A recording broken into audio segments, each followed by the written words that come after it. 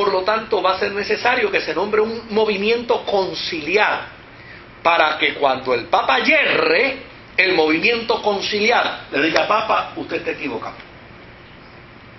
Dice, tampoco quiere decir que el movimiento conciliar es infalible, pero desde luego entre un Papa y un movimiento conciliar trabajando armoniosamente hay menos probabilidad de fallo y de daños contra la Iglesia. Así es que ellos se sentaron, empezaron a hablar de la situación, determinaron que se necesitaba una reforma y desde luego entendieron que ellos irían donde los dos papas para decirle: vamos a crear un movimiento conciliar y vamos a poner ese movimiento conciliar por encima de ustedes y ellos van a decidir. Y todo estaba bien. Fue como la historia, como el cuento de los ratones y el gato, hasta que finalmente preguntaron: ¿quién se lo va a informar a los papas? Y cuando ¿quién? Entonces no aparecía quién. Así que por eso los historiadores dicen que las reformas eran sueños frustrados, porque desde luego el Papa tenía la potestad de privar inclusive de la vida a la gente. Entonces, ¿y ahora quién va donde el Papa de Francia? Le dice al Papa de Francia que vamos a crear un movimiento conciliar. ¿Y quién va al de Roma? Todo el mundo, yo no. Yo participo de la idea, pero a mí no me pongan a firmar ningún documento.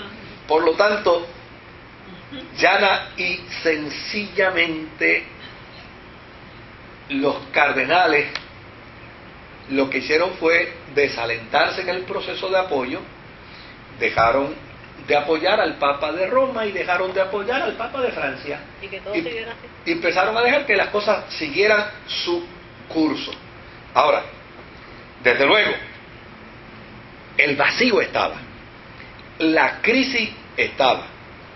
Entonces, como consecuencia de ello, se pensó en que lo propio era crear un concilio universal en Pisa.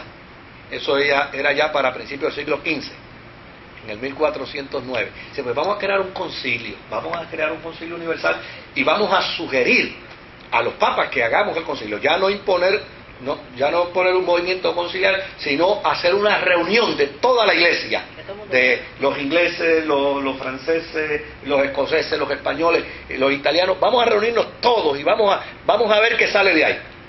Desde luego, dentro de ese proceso hubo dos cardenales que quisieron sacar partido de la situación. ¿Y eso es en Francia otra vez? ¿Están hablando? Sí, que fue Benito XIII de Aragón y Gregorio XII de Venecia. Mira qué listo. Pero simplemente la historia los presenta como dos individuos que dieron, espérate, que en el mar revuelto, ganancia de pescadores, y ellos mismos empezaron a proponerse, pero realmente no se logró nada. Ahora, llegó la fecha que se había destinado para el concilio de Pisa. A ella asistieron cardenales tanto del papado de Roma como del papado de Francia, arzobispo de los dos lugares, obispo de los dos lugares, ministros generales de las distintas órdenes que habían, los mendicantes, los escolapios, la orden de los franciscanos, todos los dominicos, todos empezaron a enviar sus representantes. Fueron también doctores en derecho canónico y doctores en teología a esta gran actividad. Y desde luego allí se siguió un proceso bien estricto. Había que sacar a los dos papas y vieron en el concilio de Pisa es que lo vamos a hacer. Entonces, miren qué dato interesante. Empieza la sección y cuando se llega al tema de los dos papas, se llamaron a los papas por su nombre de pila, sin títulos papales. Que pase por aquí Pedro de Luna. una o un representante, y Pedro de Luna no apareció. Que pase Ángel de Correr, que era entonces el que estaba en Roma, tampoco apareció. ¿Ok?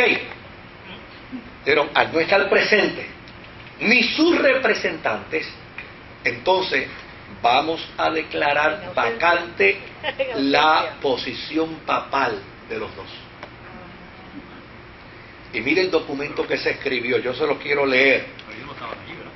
¿No estaban? No estaban. No, no aparecieron. En ausencia. No, pues sí. Es una reunión porque Sí, se creó el movimiento para salir de ellos. De alguna manera había que crear el movimiento y la forma de hacerlo. Acuérdense que estaban, ¿quiénes estaban detrás de esto? Los eruditos, los inteligentes, los franciscanos, Los académicos. gente académica, gente que estaba dispuesta a resolver. La iglesia estaba en crisis, hay que buscar la manera de resolver la crisis. Pero mire cómo terminó el documento de ese concilio de Pisa.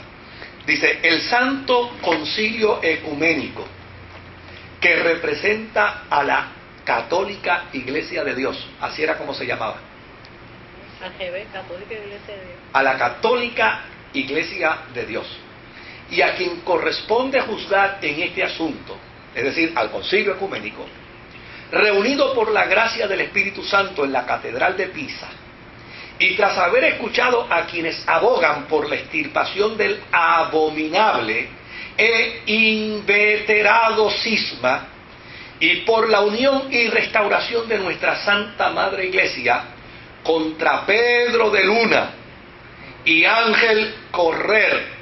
Fíjense que a ninguno le llamaron Benito XIII y Gregorio XII. No. Pedro y Ángel.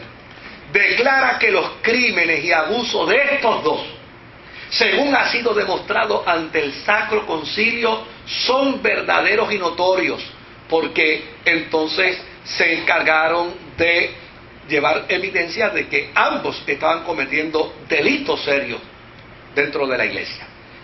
Pues claro, la simonía, la venta de prebenda y todo eso, pues eran delitos que la iglesia condenaba, pero que todo el mundo lo hacía. Los dos pretendientes, Pedro de Luna y Ángel Correr, han sido y siguen siendo cismáticos, manifiestos, es decir, son divisores de la iglesia, partidarios obstinados que aprueban, defienden y patrocinan el cisma, la división.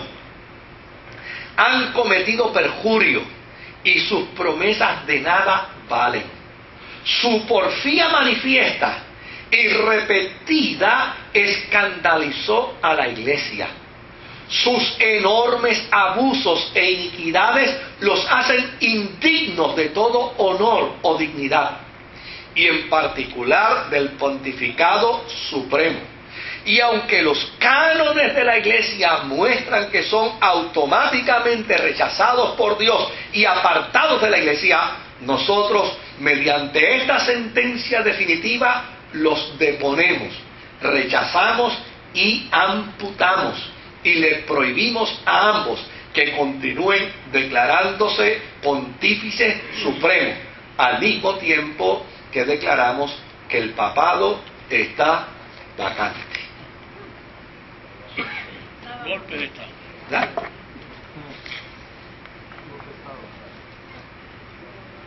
Y fueron bien hábiles Y uno estaba en Francia y el otro estaba en Roma. en Roma. Entonces fueron bien hábiles.